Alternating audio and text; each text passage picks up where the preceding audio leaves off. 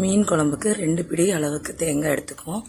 ஒரு 5-6 சின்ன வெங்காயம் சேர்த்து 1 டேபிள் ஸ்பூன் வத்தல் பொடி, 1/2 டேபிள் ஸ்பூன் காஷ்மீரி மிளகாத்தூள், 1/4 டேபிள் ஸ்பூன் மஞ்சத்தூள் இது போட்டு தண்ணி சேர்த்து நல்லா அரைச்சிக்குவோம்.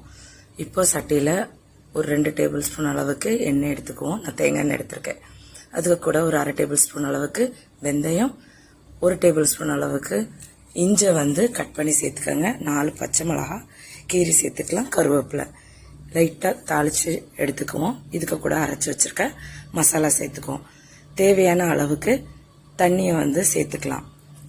ஒரு தக்காளி மீடியம் சைஸ் அதையும் கட் பண்ணி சேர்த்துட்டு ஒரு மாங்காய், இதுக்கு ஒரு சின்ன லெமன் சைஸ் அளவுக்கு புளி கரைச்சி சேர்த்துக்கோங்க. நல்லா மீன் குழம்பு கொதிக்கட்டும். அதுக்கப்புறமா மீன் சேர்த்துக்கோங்க. மூடி வச்சு ஒரு 15 to 20 minutes வைங்க. நம்ம மீன் குழம்பு ரெடி. கண்டிப்பாக நீங்களும் ட்ரை பண்ணி பாருங்கள். தேங்க்யூ.